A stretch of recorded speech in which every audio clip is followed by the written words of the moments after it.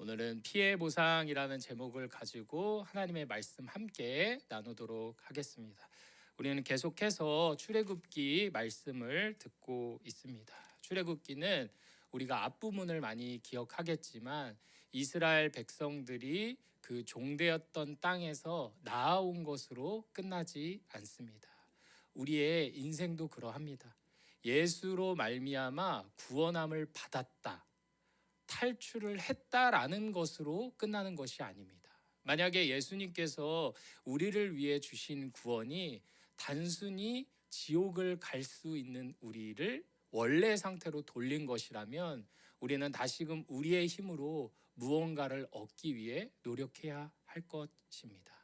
예수 그리스도께서 우리를 구원하신 것은 죄에서 구원하사 생명으로, 사망에서 건지사 주님의 그 축복의 나라로 인도하시는 것이 주님의 뜻입니다. 그리고 주님께서 우리에게 천국이라는 하나님의 나라를 유업으로 주신 이유가 무엇일까요?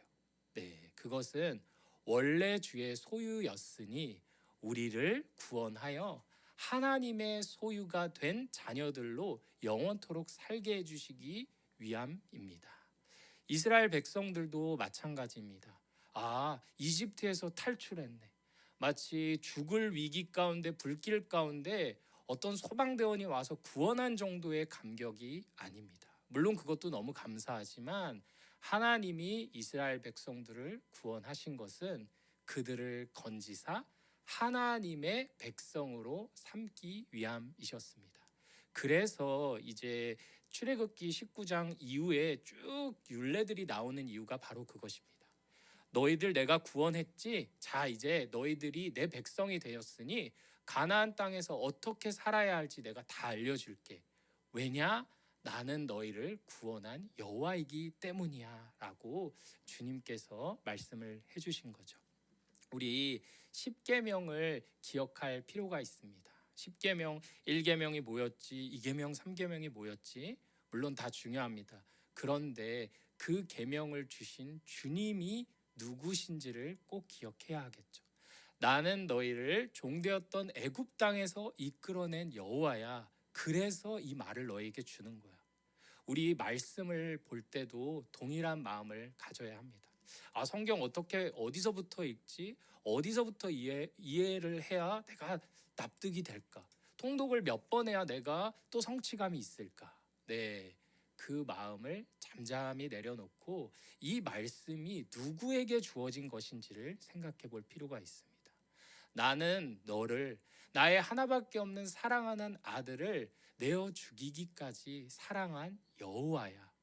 그런 내가 너희가 살아가라고 준 말씀이 바로 이 성경이야 라는 것을 우리가 먼저 기억할 때 이 말씀들이 다 의미가 있습니다. 출애굽기에 이 계명을 마주할 때도 나를 살리신 주님이 이 땅에서 내가 어떻게 살아갈지에 대한 답을 주시는 거구나. 주님의 그 사랑을 우리가 느끼면서 출애굽기 계명들을 볼 수 있으면 좋을 것 같습니다. 우리 28절 함께 읽도록 하겠습니다. 시작. 소가 남자나 여자를 받아서 죽이면 그 소는 반드시 돌로 쳐서 죽일 것이요 그 고기는 먹지 말 것이며 임자는 형벌을 면하려니와. 네. 우리가 지금 21절부터 쭉 보고 있습니다. 우리 21절부터 보면 각자의 그 순서에 따라 정의가 되어 있지만 어떻게 보면 이 폴더명처럼 이름이 딱 안 되어 있고 파일들이 다 한꺼번에 놓여 있는 것 같아서 헷갈릴 수 있는데 21장을 좀 보면 첫 번째는 살인을 한 자를 어떻게 처리를 할 것인지, 그리고 두 번째는 의도를 갖지 않고 살인을 했을 때 어떻게 처리를 해야 할지에 대한 것들, 그리고 종들에 대한 그러한 계명들도 나와 있습니다. 그리고 오늘 28절부터 실은 뒤에 쭉 읽지 않았지만 22장 15절까지가 이웃에 대해서 재산상의 생명상의 피해를 입혔을 때 어떻게 배상할지에 대한 계명을 다루고 있습니다. 우리 지금 소 키우는 분들 계실까요? 네.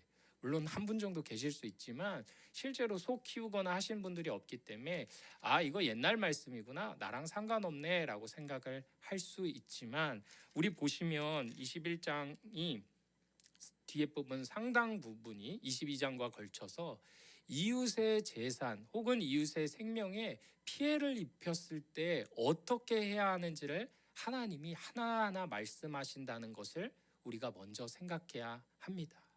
우리는 신약의 시대를 살고 있습니다. 예수 그리스도의 구원하심과 은혜와 용서하심을 누린 사람들입니다. 그러다 보니까 우리가 하나님의 사랑과 하나님의 공의를 잘못 생각할 때가 있습니다. 어떻게 생각을 하곤 하냐면, 내가 용서받았잖아, 내가 기도했잖아, 그럼 된 거 아니야?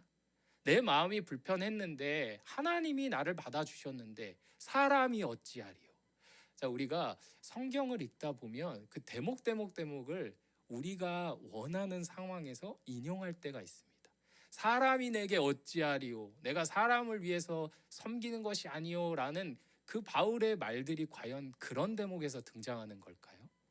내가 원하는 대로 내 마음의 육체의 소욕대로 사람들에게 상처 주고 피해 주고 살았지만 사람이 내게 어찌하리요? 하나님이 용서하셨으니 사람이 내게 어찌하리요가 아니라, 바울의 고백은 하나님의 복음을 따라 살아갔기 때문에 주님이 아시는 그 진심을 알기에 사람들이 자기를 무시하고 오해하고, 사람들이 자기의 의견을 안 들어준다고 저 사람은 사도가 아니야, 저 가르침은 모순이 있어라는 그 핍박에도 불구하고 나아간다라는 의미이지, 사람들에게 피해를 주면서도 떳떳하게 살 수 있다라는 그러한 근거가 되는 것이 아니라는 것을 우리 고백할 필요가 있습니다.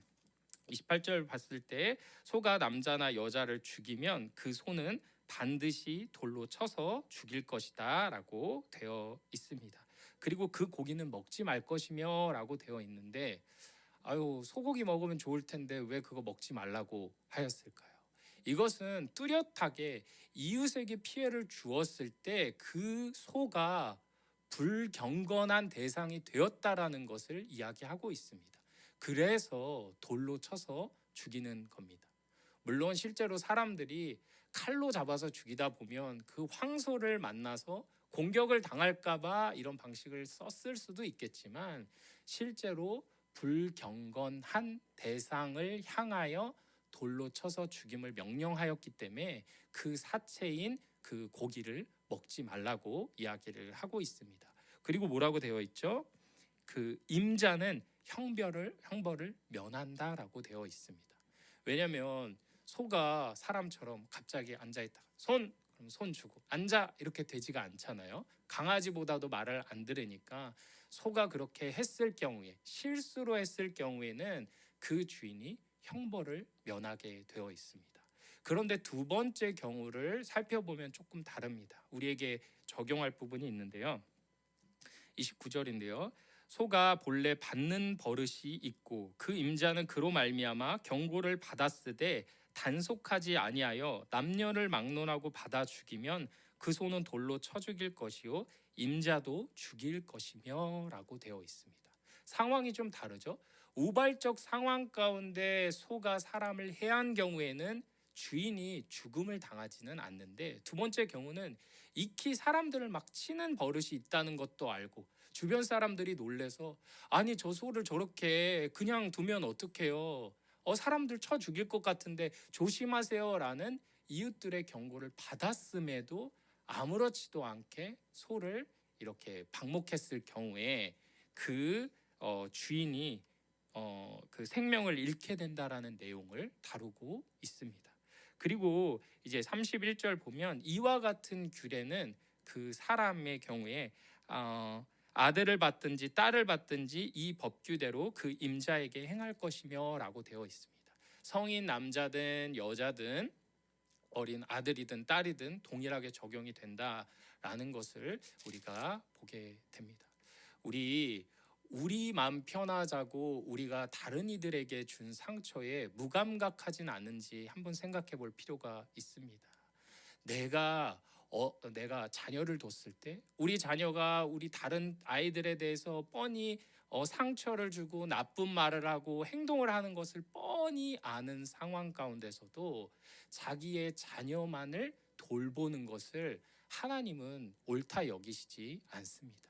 뻔히 모르는 사람들한테 예의 없이 대하고 친구들을 괴롭히고 상처 주는 것을 아는데 아유 우리 애가 몰라서 그랬어요. 우리 애는 그런 잘못이 없어요. 그리고 저는 떳떳해요. 내가 하나님 앞에서 내 슬픔과 그런 연약함 다 고백했기 때문에 하나님이 다 용서해 주세요라는 마음을 가지고 우리가 대한다면 우리 마음을 새롭게 할 필요가 있습니다. 우리 자녀뿐만이 아닙니다.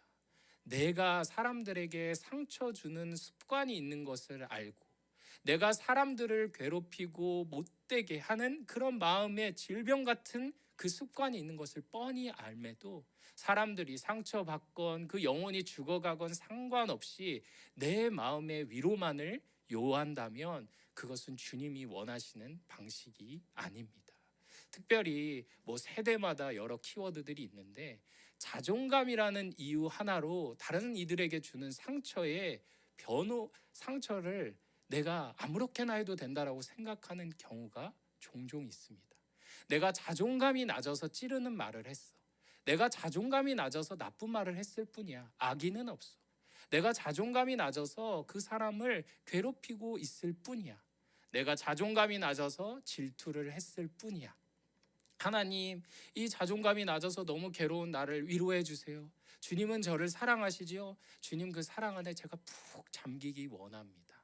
네, 우리는 기도를 할 때 내가 원하는 하나님의 사랑만을 구할 때가 있습니다. 근데 우리는 기도를 할 때도 하나님이 누구신지를 생각해 봐야 합니다. 나의 결핍만을 주님께 말씀드리면서 위로받기를 구하는 것이 아니라 하나님은 누구신가? 하나님은 한 영혼 한 영혼을 사랑하시지.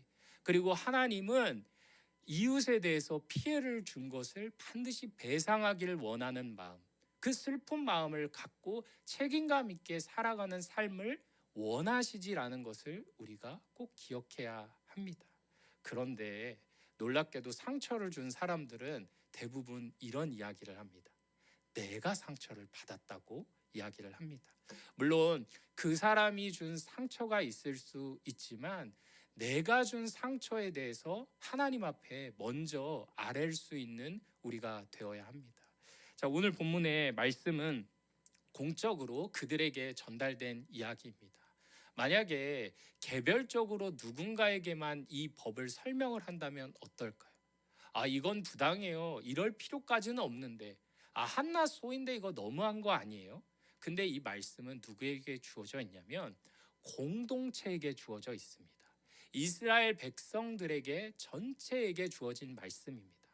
그러기에 아까 제가 말씀드린 그것 또한 나를 특정하여 개인인 나에게만 주어진 말씀이 아니라 하나님을 사랑하는 이스라엘 백성, 하나님을 사랑하는 그리스도인들에게 공통적으로 주어진 말씀이구나라는 것을 우리가 받아들인다면 말씀 어렵겠지만 꿀떡 삼킬 수 있는 줄 믿습니다.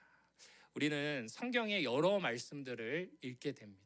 그럼 어떤 말씀은 한없이 달콤해서 한없이 눈물이 나서 한없이 위로를 주는 그런 말씀이 있습니다. 내가 죄인임에도 하나님이 나를 용납하셨지.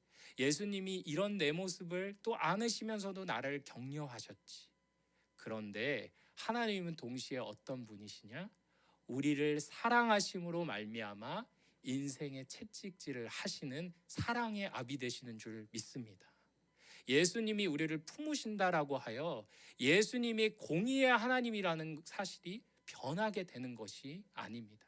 예수님은 우리를 사랑하사 이렇게 이야기하십니다. 내가 너를 사랑한다. 내가 사랑한 것처럼 너도 사랑할 수 있다. 그러니 이웃을 사랑해라.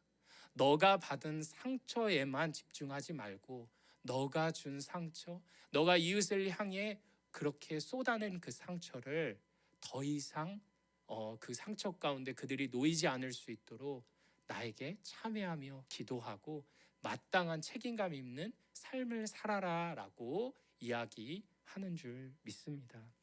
우리 이웃 사랑하는 은혜가 있길 바랍니다.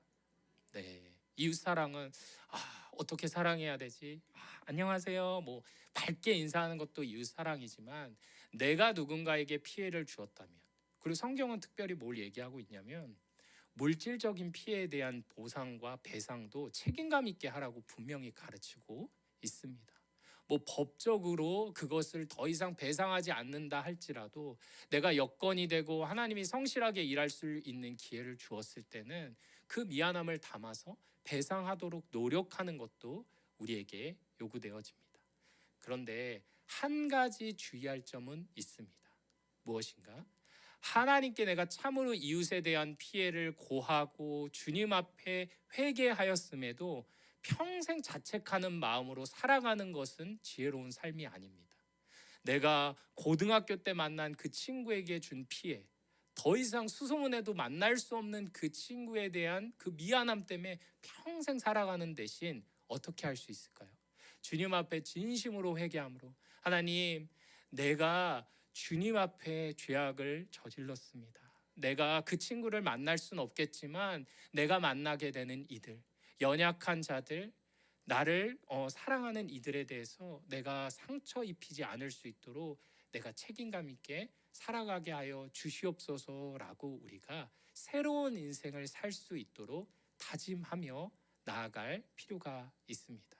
그리고 아까의 경우는 만나지 못하는 어떤 동창이나 이웃을 말씀드렸다면, 두 번째는 우리가 만날 수 있는 경우에도 사과나 배상에 있어서 책임을 다해야 합니다.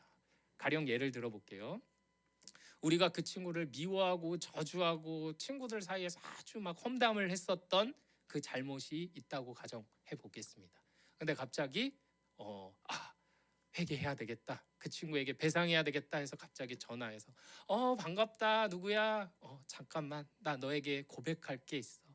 나는 몇 년 동안 너의 욕을 했고 너를 저주해서 집에서 일기장에 네 이름도 수도 없이 써놨어.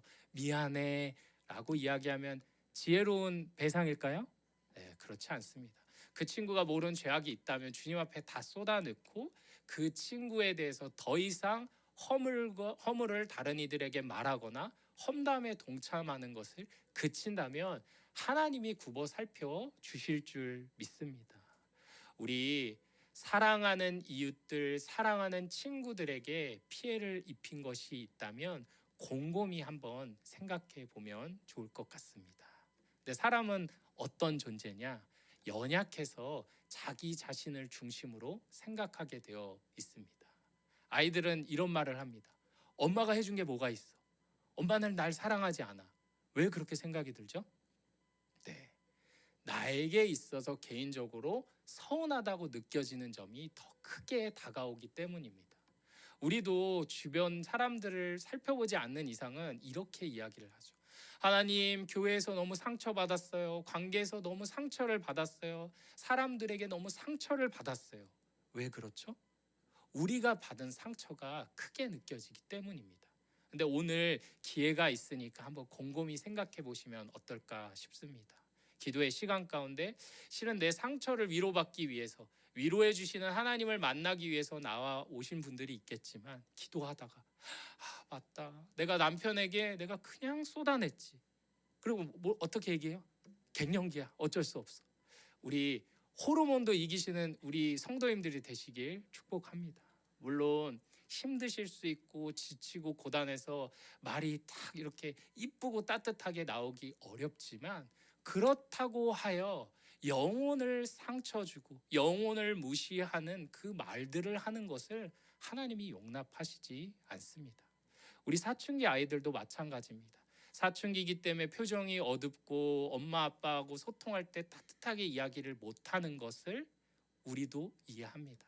하지만 그렇다고 하여 부모에게 불경건하게 대하거나 부모를 업신여기거나 어머니 아버님이 훈계할 때 옳지 못한 태도로 어머님 아버님에게 함부로 대하는 것을 하나님은 용납하시지 않습니다. 우리 혹시라도 우리의 마음의 연약함, 육체의 연약함으로 인해 사람들에게 상처 줬던 것들이 아무렇지 않다라고 여겨졌다면 오늘 사랑의 하나님이 주신 이 말씀을 통해서 회복의 역사를 경험하시는 우리 성도님들의 삶이 되길 축복합니다. 처럼 하나님께서는 이웃에 대한 사랑을 강조하십니다. 그리고 32절은 조금 설명할 부분이 있는데요. 소가 만일 남종이나 여종을 받으면 소 임자가 은 30세겔을 그의 상전에게 줄 것이요 소는 돌로 쳐서 죽일지니라. 네. 소가 만일 남종이나 여종을 받을 경우에는 소는 돌로 쳐서 죽이는데 또 은 30세겔을 그의 상전에게 준다라고 되어 있습니다. 다른 주인이 죽지는 않는 경우죠. 우리가 이거 생각했을 때 아니 똑같이 죽여야 되는 거 아니야? 위의 경우처럼 그래야 되는 거 아니야? 라고 생각을 하는데 이것은 눈에는 눈으로 이렇게 보상하고 갚으려고 하는 우리의 원리에 따르면 그렇겠지만 이 당시 상황에서는 노예는 주인에 속한 재산상에 속한 것이었고 특별히 그 주인한테 30세겔을 배상하는 것은 어떤 차원이 있냐면 주인이 재산상의 손실을 입었기 때문에 보상을 하는 차원으로 이 대목이 주어졌다라는 것 정도로 간단하게 이해하시고 넘어가시면 될 것 같습니다. 우리 오늘 말씀을 통해서 하나님이 우리에게 요청하시는 그 이야기들을 들어보았습니다. 우리 미디어나 어떤 영화에 보면 이런 대목이 있습니다. 그리고 실제로 그걸 다룬 영화 있습니다. 미량 같은 영화를 보면 어떤 누군가에게 정말 참혹한 잘못을 다 했는데 그제서야 저 사람을 좀 용서해 줄 수 있을까 싶어서 찾아가는데 나 떳떳해요. 나 교회 다녔어요. 하나님이 날 용서하셨어요. 근데 내가 당신한테 뭘 더 얘기해야 해요? 라는 말로 인해 정말 마음이 이렇게 마음이 무너져 내리는 피해자들을 보게 됩니다. 우리 세상에서 그리스도인이기 때문에 주의 사명을 감당하기 때문에 예수의 복음을 가졌기 때문에 당하는 핍박은 언제든지 좋습니다. 하지만 우리가 하나님의 법대로 살지 못하여 이웃들에 대한 영혼을 함부로 대함으로 인하여 지탄받는 것이라면 그것은 하나님 앞에 우리가 회개해야 할 부분이지 그리스도인으로서 받아야 하는 핍박의 차원이 아니라는 것도 우리가 기억해야 합니다. 우리 그런 극악무도한 범죄를 저지른 이들에게만 해당되고 요청되는 율법이 아니라는 것 오늘 본문을 통해 배우셨으리라 믿습니다. 우리 내가 주변 사람들에게 해한 물리적, 정신적, 언어적 그 피해에 대해서 일단 주님 앞에 참회하고 주님 앞에 정말 통회하는 심정으로 고백하는 은혜가 있길 바랍니다. 왜 은혜냐라고 하면, 왜 예수가 복이냐라고 하면 우리가 실은 남들에게 준 피해를 갚기 위해 수소문해야 하고 실제로 우리가 죽임을 당해야 할지 모르는 것이 율법이라고 하는 것이 요구하는 우리의 형벌의 기준입니다.